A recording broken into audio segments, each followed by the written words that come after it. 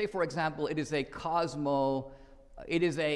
thermonuclear explosion of a kind that the ancient Bible writer doesn't even know what it is, right? And the consequence of it is death and destruction and famine. He's going to write it down the way he sees it. But right? where's he going to get the seven-headed dragon and the prostitute from? This is like a human attempt to describe a nuclear reaction? Yes, because when words and images fail, metaphor is the actual conduit to truth. Now, I'd understand if that were the case, if you said that perhaps after a nuclear blast, somebody describes it as, the gods of fire descending upon man with their flaming swords or something like that. But like a prostitute and a seven-headed dragon? Luke is going around interviewing people. So let me ask this very, very straightforwardly then. Okay. Luke says that after the birth of Jesus, the family fled to Egypt. Matthew says that they went to the Jerusalem temple. Are they both correct, or is one of them wrong? Who the heck cares? I mean, look. Well, I do, and so well, do you probably do, the people who are listening to a debate about whether the Bible is true. Let me say why saying, hey, Luke must have talked to a guy who thought it happened over here, but in fact, this guy says the roof was thatched, but another guy says they let the guy in through the roof who had to be healed. Contradiction. Yep. And I'm like, is this your way of trying to say the Bible is not true? Yes, it is. The Old Testament. Yes. Okay. It's precisely what I'm doing. It tells us at least, and maybe you think that the New Testament is an entirely theological and in no way a historical text. Would you agree at least that the New Testament writers are seemingly willing to adapt the historicity of an event in order to serve a theological point? Would you agree with that? Yes and no. I would agree that... Well, that definitely is a contradiction. Well, it's not a contradiction because, Crucially, would you agree with most historians that this happened, for example, after the destruction of the Jerusalem temple, thereby allowing the author of Mark to put the prediction in the words of Jesus' mouth without it being anything miraculous? This is a highly debated point because Mark's gospel leaves off incomplete and has what seems to be at the very end an added section. I don't want to debate that little fragment of Mark. Here's what I'm getting at. If you've never read the Bible, read the book of Mark straight through. It has the complete ring of authenticity. Mark will tell you things that not only seem irrelevant, but at other times undermine what he's trying to say. And that is the true ring of authenticity. Because if someone were to... What's that? An example? Well, here's an example. In the Jewish tradition, the testimony of a woman was considered inherently suspect. But the testimony of men generally reliable. And therefore, not that the testimony of women is disregarded altogether, but you needed, for example, many women to say the same thing. Yeah. If I were Mark and I were Luke and I were trying to be inventive and I were trying to establish a truth for posterity, I would not have it that a group of, let's just say, hysterical women, Mary Magdalene, whoever it was, a group of women go to the tomb and they're the ones who find the tomb empty. This is like a little dubious because most people are going to go, well, yeah, we know, but women, So here's an example of the Gospels insisting upon a point that would only make sense if that was actually the way it happened. Allow me to answer that. Now we're talking about these texts if they are historical texts. And the thing about the women is, look, this is quite straightforward to me. Who anoints bodies? Who goes to tombs and anoints bodies after someone dies? It's not men, it's women. And so if the authors of the Gospels had the men go to the tomb to anoint the body, which is what Mary and the other women were doing when they went to the tomb, that itself would be very strange and give us reason to doubt the historicity of the events. In other words, it's like if there's a task that women do, and that task is how Jesus' empty tomb is discovered, then why would he invent it? Why would they invent a story that has men going and doing it? Secondly, you said that you need multiple women's testimony. How many women go to the tomb? Multiple. Thirdly, what do the women do immediately after seeing the empty tomb? They run and tell the men who come and verify it for us. Right. So I don't think that this fulfills the criterion of embarrassment at all. In fact, I think the opposite is true. I think that if this was an invented story, I'm not saying it is, by the way, but if it were, then of course we could expect the people who discover the empty tomb to be women, because it's women who go to anoint the body at the tomb. Okay, so the nitpicking strategy, and because we got 4 accounts, I'm going to... Hold on, you're the one who brought that up. You're the one who said that I did. Women discovering and the I'm tomb. saying nothing you've said has even slightly refuted it. You don't think anything I just said refuted the idea that would be something you wouldn't expect from the gospel authors if it were invented? And I'm saying this is basically Alex BS. Dinesh, the gospel writers tell us that's why it happened. They say that the reason the family went to Egypt was to fulfill the prophecy of Hosea. Now imagine that the gospel writers had written what you just said. Imagine in the actual texts, one of them said he was 33 when he died because of the number 3 and its significance. Correct. And another said that he was 34 because of the number 4 and its significance. That would be a contradiction. And in that instance, not just a historical contradiction, but a spiritual and theological one too. Actually, no, it actually wouldn't. Oh, come on. It wouldn't. I'll tell you why. You don't think that's a contradiction? No, it's not a contradiction at all. Because the gospel writers are constantly... contradicting each other? No, not contradicting each other. If they were constantly contradicting each other, you wouldn't have spent half an hour on a single event that frankly I haven't even heard of. In fact, no one's ever heard of. I've never ever heard anyone discuss this in any context. So which event? This prophecy about Hosea. I'll go back and look at all this, but what I'm trying to get at is if you had a plethora of contradictions, you wouldn't be spending the entire debate on one that I'm sure no one in the audience has heard of either. Hold on. But okay, you've heard of it. Probably because you've been listening to his YouTube channel, right? You don't think that this is a highly discussed point of contention in the Gospels, the flight to Egypt and its contradiction with the flight to Egypt. Look, the flight to Egypt is an important event in the Gospel. I'm not saying. Dinesh, also you said, why could you only bring up this one example? Take your pick. The date of Jesus' crucifixion, whether they're to take a staff or not to take a staff, the dating of Jesus flipping the tables at the temple, Mary Magdalene and what she says at the tomb, when the temple curtain rips.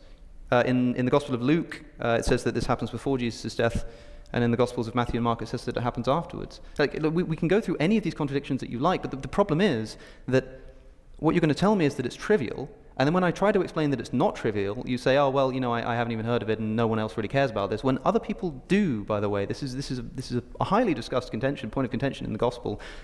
All I'm asking you to do is say that this is... when I mentioned the staff in my opening statement, and I said that whether or not they take a staff is a totally trivial contradiction, I'm not bothered by that. If I were a Christian, I would say, yeah, of course, because the texts are not going to perfectly accord. But for some reason, Augustine could not accept this, and so comes up with this ludicrous idea of a literal staff and a metaphorical staff that Jesus is talking about. If you were willing to just say, yes, this is a contradiction, but that doesn't upset the method of Christianity, I think it would be a much more defensible and respectable approach. But instead it seems that you're unwilling to admit that there's even a single contradiction in these texts. I am saying that the texts are written from 4 different points of view. But do they contradict each other? And it is quite possible that on details, Matthew tells you things that are not in Mark or different than Mark. Contradict Mark. Contradict Mark. Yes, contradict Mark. And so the question has been argued for 2 centuries and only resolved in the last several decades. And resolved decisively in one side and the other. And the fact that you're not willing to just straight out say, yeah, it is actually an astounding fact that we now know. No. Look, the scientific method has also revealed to us that the Earth was formed about 4.5 billion years ago. That is much later than the sun. The Old Testament account, the Hebrew Bible account, tells us that it was the other way around. So it got that bit wrong. All right. So we're... Yes, the Bible is not... So sometimes it gets things right, sometimes it gets things wrong, The Bible is not a science. It's not listing out a scientific... Well, now hold on a second. You can't now move the goalpost, especially if you're still going to miss. The issue of the origin of the universe is extremely critical. You just told me that Genesis predicted or knew about or somehow knew about the scientific hypothesis of the origin of the universe. Then when I pointed out another scientific observation that doesn't accord with Genesis, you tell me that Genesis isn't a scientific text to begin with. Well, if you're beginning to suspect this isn't a question, I might just jump in here. Sure, yeah, okay. So the authors of the Hebrew Bible. Conclusion. If I might answer the question, I mean it is your time, but I need to be able to speak as well. The Bible contains accurate data about where archaeologically we can find the ruins of ancient cities. Okay, that's not too extraordinary to me. I have no problem saying that the people who wrote these texts knew where these places were with exact precision. And in fact, notice what's happening. Notice what's happening, in my view. What's happening is that the Bible is a historical text and a scientific text when it needs to be, and it's not one when you don't want it to be. So when I said a moment ago, here's a relatively mundane historical fact about the Gospels, you said, well, the fact that some mundane historical fact should undermine Christianity is ludicrous. But now you're telling me that a mundane historical fact is enough to buttress Christianity. I don't think you can have your cake and eat it too in that case. Not only do we have inscriptions with his name, we actually have his bones. But Dinesh, what does this matter? Okay, so what I'm getting at what is... What does this matter at all to the question? Why does it matter? Why does this matter? Because if somebody is giving a true account of events, a guy comes running into this room and he goes, guess what? I've just witnessed a murder. He's going to give us a lot of accounts and a lot of detail, right? Now, look, if somebody was trying to claim that Moses parted the Red Sea, and I said, well, how could you possibly know that's the case? And you said, well, look, we didn't have any evidence that a guy called Moses existed, but we've discovered this rock where someone wrote Moses was here. No. Great, no, okay, we know Moses existed, and maybe we know where he existed. But the actual events, the stories that are attributed to these characters are in no way supported by anything that you're saying. And that's the important thing. I think that's what people are interested in. I doubt that anybody in this room, and they can make themselves known if they're here, I don't think anybody in this room either thinks that it's important or is troubled in their skepticism by the existence of these people and the real existence of the places that are described in the Old Testament. Right. Neither do I think that a single Christian believer in the world would be shaken by anything that you've said today. So let's really try to meet in the middle on the stuff that really matters. And I think what we're really saying, when you mentioned the parting of the Red Sea, to me, it's like, now we're talking. Because we're talking about... These are different. These are categorically different types of events. I mean what you just said, these are different because people are troubled by what I say and they're not troubled by what you say. Because for an atheist to say that Hezekiah existed doesn't mean they can't be an atheist. For a Christian to say that Jesus didn't historically rise from the dead means that they're not a Christian. Correct. So these are different. They're asymmetrical. They're asymmetrical. So let's pick up the. So it matters. It matters when the historical elements are wrong, in terms of our grand conclusion. For the Christian, it matters when the history gets it wrong. For the atheist, it doesn't matter when the history gets it right. I agree. The atheist has a higher burden, and that is the atheist has to say that whether or not God exists, which is not the topic of our debate here, miracles are impossible. Because if they're possible... They don't have to say that.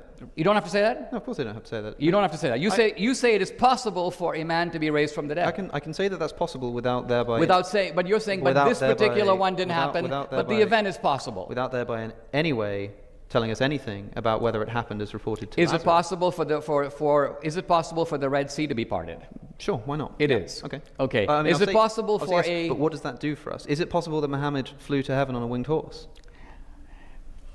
Okay, so here's our problem. Well, hold on. Yes or no? Yes, of course it's possible. Of course it's possible. So that means that the miraculous events as described in Islam, you've got such a higher burden of proof than the Muslim does if you're having a debate with a Muslim. But because you have to say that's impossible. I am not trying to prove the veracity of this or that miracle. I freely admit that I can't do that. I'm not trying to prove the veracity of this or that But you can't disprove it either. No, of course I can't disprove it. Exactly. But that's not my task yet. That's like me saying, I think that, I don't know, to take a Shakespearean example, I think that, spoiler alert, Well, we don't need a Shakespearean example. Romeo took the poison. Let's take an actual... And if you said, well, hold on, how do you know that actually happened? And I said, well, you can't prove that it didn't. Well, let's all the things that you take on faith are things that you think are not unreasonable, but the things that Christians take on faith are to you unreasonable because they can't be corroborated with historical evidence. Is that what I said? I don't remember saying that. So I can reread the text if you like. The Amalekites... Well, let's not talk about the Amalekites, in part because here's the problem. For most Christians, the Old Testament is different than the New and is seen through the light of the New. So but if you want to go to Dennis Prager, who has written about this from a Jewish perspective, has written about the Deuteronomy, the Book of Kings, the Amalekites. Sure, we can bring him out what he considers later, to be the justifiable massacre of the Canaanites. I don't really want to go there because... Well, I know why you don't want to go there. Well, the reason I don't want to go there, the Old Testament is full of horrific massacres. Yes, and that is hold on. Massacres which are ordained. Massacres which appear to be ordained by Yahweh directly. Sure. Agreed. And why are you saying Yahweh instead of God? Why are you sort of trying to distance yourself from the God of the Old Testament?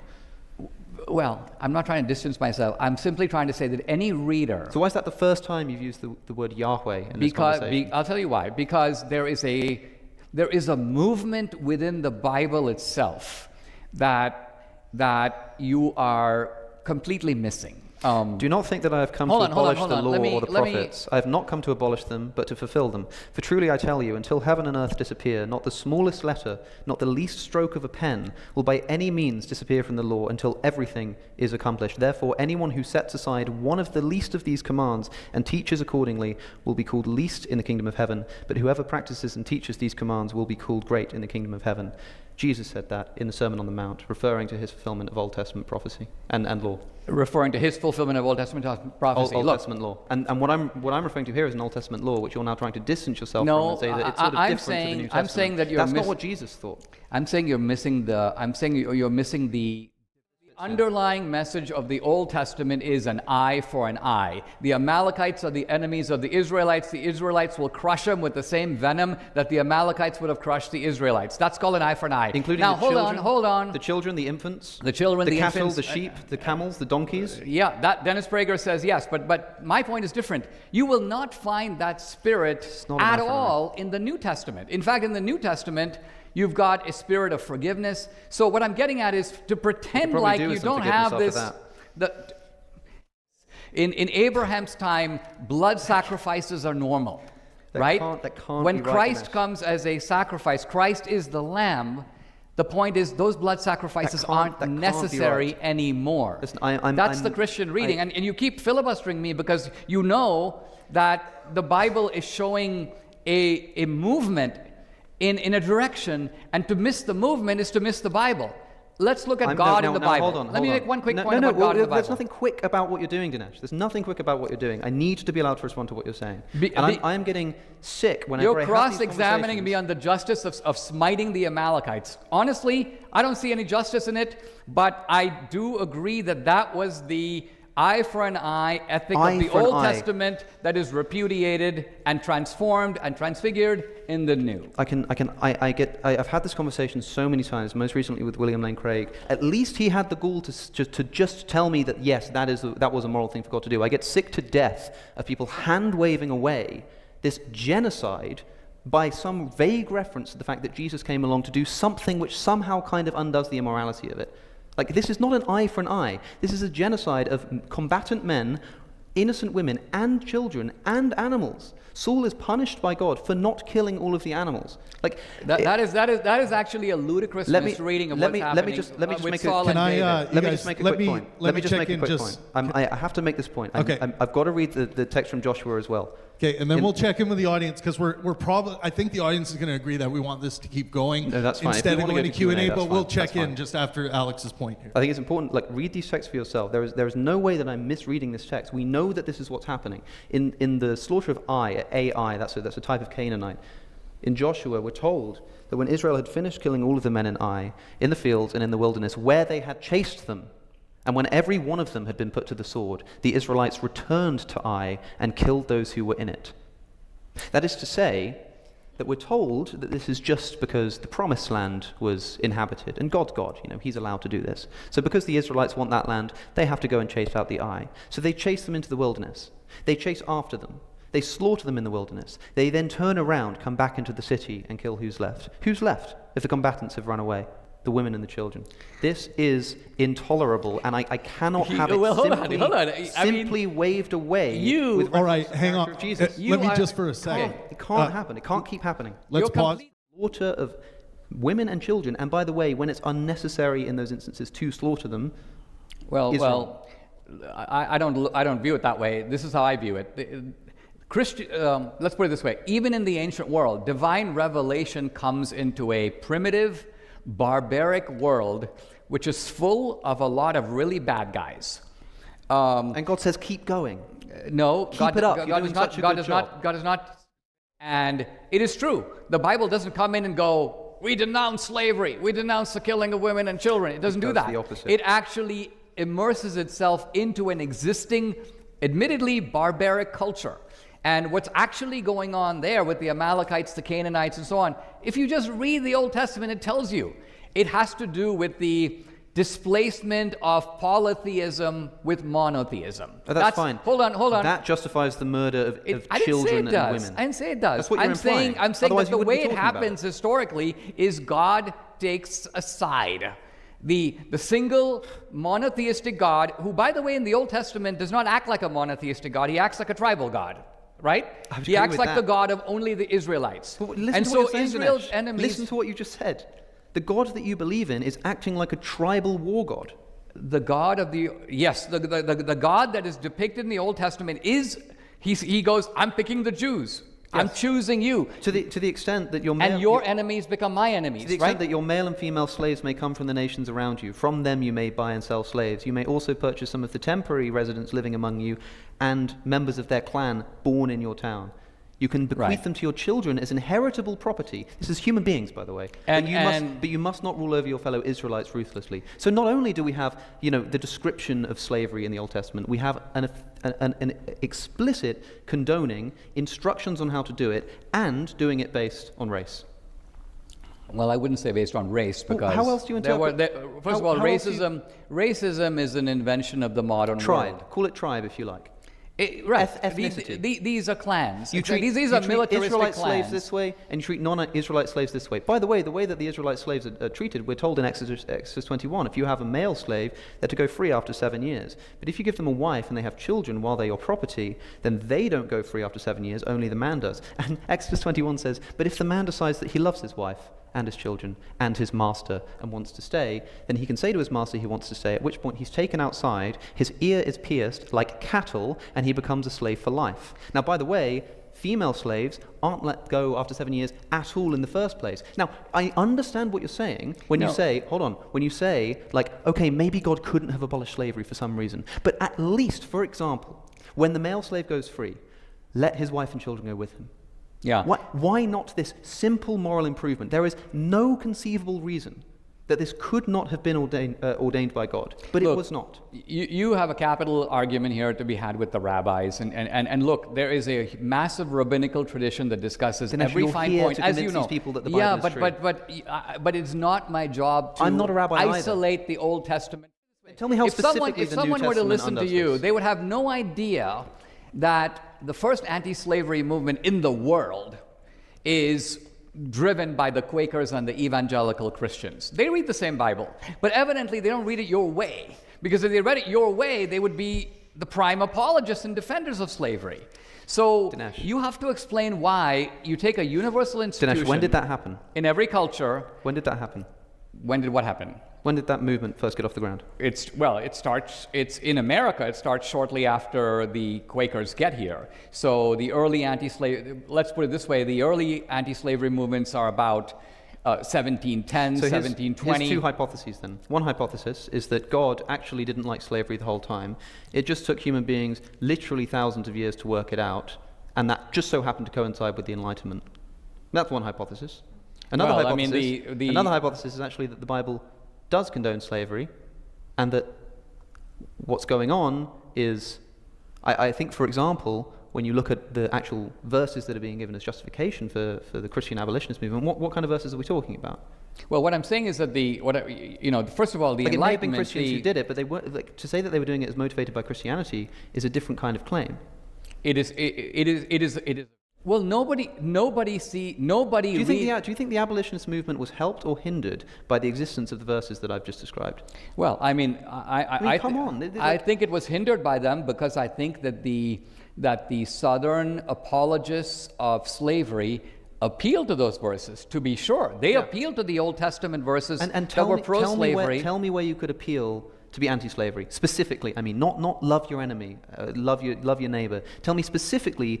Here's how I can put it: you're in a time machine. You go back to antebellum slavery in the American South. Yeah. And you find yourself on a plantation, and you say to the master of the house, you own a bunch of slaves. I don't think this is moral. I don't think you should be mistreating them. Where do they turn? And plausibly so, to justify what they're doing. Well, the answer they pull out is their this. Bible, and you can say to them, well, hold on, have you read this verse? Tell me the verse. Tell me where I can point this person in order to dispel them of their ideas I would about recommend to you a compendium of sermons that were delivered by northern preachers in the decades leading up to the Civil War. Hold on. I want to know what the verses Right, are. so I'm going to go way down to Egypt land and tell old Pharaoh, let my people go. Yep. To you, this is gobbledygook, because guess what the Israelites did next? And then Martin Luther King goes... What did they do next? Well, my point... Like, what I would say here's to my Martin point. Luther King... We have to ask who's misreading the text, and let's just suppose for a moment that you could point to me, which you still haven't done, to a single verse, even in the New Testament, which tells me that slavery is a bad thing. Which, by the way, St. Paul writes in I can't remember which. I wish I could remember which letter it is. But you'll know what I'm talking about, where he writes, "Slaves, be obedient to your masters, not just the good ones, but also to the cruel," or the froward, as the King James has it. It's like, if it were the case that even if you could, which I'd still love for you to do, point to a single verse in the New Testament that tells me that slavery is actually not so good, the fact that so obviously God is okay with it in the Old Testament means that even if you could do that, the best we're left with is that we have a text here which can say one thing on one day and another thing the next. If you don't understand, if you don't read, I'm sure I bribed more people than that on the way in. So if you don't read the Bible, it's sort of like I'm telling you, well, no Christian reads it that way. You're like, but there it is in the text. Sometimes, Dinesh, a genocide is just a genocide. I'm not denying the facts as described. It's the wiping out of the Amalekites. Yeah, I mean, as ordained by the God that you believe in. As ordered by Yahweh. So just to ask a direct yes or no question, I'd appreciate a direct yes or no to this. The God that you believe in is the moral author of the universe. Morally justifiably commanded the slaughter of innocent children and women. Yes or no? In the Old Testament, yes. There you have it. So now we've covered historical, metaphorical, allegorical, and now moral truth, and I suppose it can only be up to the audience to decide whether they think that this is true.